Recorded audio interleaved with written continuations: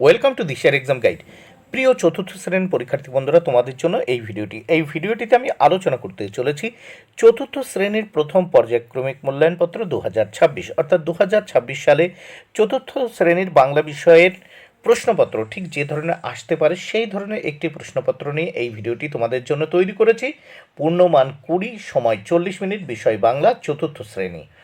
পরীক্ষার্থীর নামের জায়গায় তোমরা তোমাদের নাম লিখবে, ক্রমিক সংখ্যার জায়গায় তোমরা তোমাদের পরীক্ষায় রোল নাম্বার লিখবে, বিদ্যালয়ের নামের জায়গায় তোমরা তোমাদের বিদ্যালয়ের নাম লিখবে।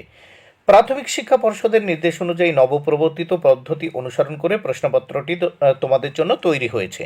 প্রথম আমরা দেখে নেব এক দাগে সবার আমি ছাত্র কবিতাটি শূন্যস্থান পূরণ করো। এর জন্য রয়েছে 2 মার্ক, প্রত্যেকটি শূন্যস্থানের জন্য 1/2 অর্থাৎ হাফ মার্ক করে বরাদ্দ।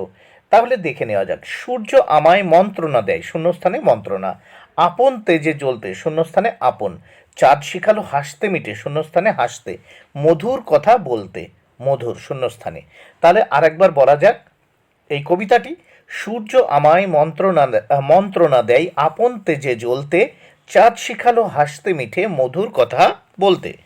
এবার আমরা 2 দাগে দেখে নেব কি বলা হয়েছে। 2 দাগে কি বলেছে, একটি বাক্যে উত্তর লেখো। এর জন্য রয়েছে 4 মার্ক, প্রত্যেকটি প্রশ্নের জন্য 1 মার্ক করে বরাদ্দ। 2 এর ক। তত্ত্বচান কাকে গাছে চড়ার নিমন্ত্রণ জানিয়েছিল? উত্তর, তত্ত্বচান তার স্কুলের বন্ধু ইয়াসুয়াকি চানকে গাছে চড়ার নিমন্ত্রণ জানিয়েছিল, অথবা তার স্কুলের বন্ধু ইয়াসুয়াকি চানকে তত্ত্বচান গাছে চড়ার নিমন্ত্রণ জানিয়েছিল। খ, দোতলা পুতুল ঘর কে সুন্দর করে সাজিয়ে দিয়েছিলেন? উত্তর, দোতলা পুতুল ঘর লেখিকার মা সুন্দর করে সাজিয়ে দিয়েছিলেন। নেক্সট গ দাগ দেখব। বনের খবর গল্পে যে পাহাড়ের নাম আছে সেটি লেখো। উত্তর, বনের খবর গল্পে লুসাই পাহাড়ের নাম আছে। ঘ, অন্ধকারে শিয়াল ছাগলছানাকে কি মনে করেছিল? উত্তর, অন্ধকারে শিয়াল ছাগলছানাকে রাক্ষস মনে করেছিল। অন্ধকারে অন্ধকারে শিয়াল ছাগলছানাকে রাক্ষস মনে করেছিল। নেক্সট আমরা দেখব 3 দাগে শব্দার্থ লেখো। শব্দার্থে কি আছে দেখো। কতে আছে লেট, খতে আছে পাছে, গতে আছে মিঠে এবং ঘতে আছে শখ। তাহলে শব্দার্থ প্রথম 3 এর ক আমরা দেখে নেব। এর জন্য রয়েছে দেখো 4টি প্রশ্ন উত্তর করতে হবে, 4 মার্ক, প্রত্যেকটির জন্য 1 মার্ক করে বরাদ্দ। 3 এর ক, লেট এর শব্দার্থ দেরি। খ দাগে পাছে, পাছে মানে যদি বা এই ভয়ে। গতে আছে মিঠে, মিঠে মানে মিষ্টি বা মিঠাই। ঘতে আছে শখ, এই শখ মানে রুচি বা মনের ইচ্ছা। এবার আমরা এই প্রশ্নপত্রের নেক্সট পেজ বা পরের পৃষ্ঠা দেখে নেব। নেক্সট পেজে কি বলেছে 4 দাগে দেখে নেওয়া যাক। বর্ণ বিশ্লেষণ করো। 3টি বর্ণ বিশ্লেষণ করতে হবে, 3 মার্ক, প্রত্যেকটির জন্য 1 মার্ক করে বরাদ্দ। প্রথম 4 এর ক, মস্ত কি হবে? ম যোগ অ যোগ দন্ত সয়হসন যোগ ত যোগ অ, মস্ত। খ দাগে বাগিচা, দেখো ব যোগ আ যোগ গয় হসন যোগ হর্ষই যোগ জয় হসন যোগ আ।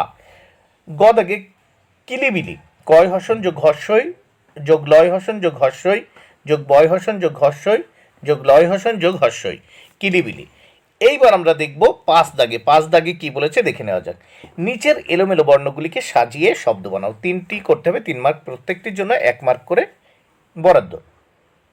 ক দাগে আছে দেখো দন্ত নয়াকার, তারপর গ, ল, তারপর ছয়াকার, আবার ছয়াকার। এটাকে আমরা সাজিয়ে লিখলাম ছাগলছানা। খ দাগে দেখো, দেখে নাও কি আছে। দন্ত ন, তারপর ভয়কার, দন্ত ন, ব, তারপর বর্গীয় জ। এটা দিয়ে আমরা শব্দ তৈরি করলাম বনভোজন। গ দাগে দেখো ঘ, তারপর ল, পয় হসু, তারপর তয় হসু, আবার র আছে। এটা দিয়ে কি হলো দেখো পুতুল ঘর। এবার নেক্সট আমরা দেখে নেব 6 দাগে। 6 দাগে কি আছে দেখো, সন্ধি বিচ্ছেদ করো। সন্ধি বিচ্ছেদ করো, 2টি সন্ধি বিচ্ছেদ করতে হবে, 2 মার্ক, প্রত্যেকটির জন্য 1 মার্ক করে বরাদ্দ। 6 কতে নগেন্দ্র, দেখো নগ যোগ ইন্দ্র, তারপর বা নগ যোগ ইন্দ্র। এ খতে আছে রত্নাকর, রত্ন যোগ আকর।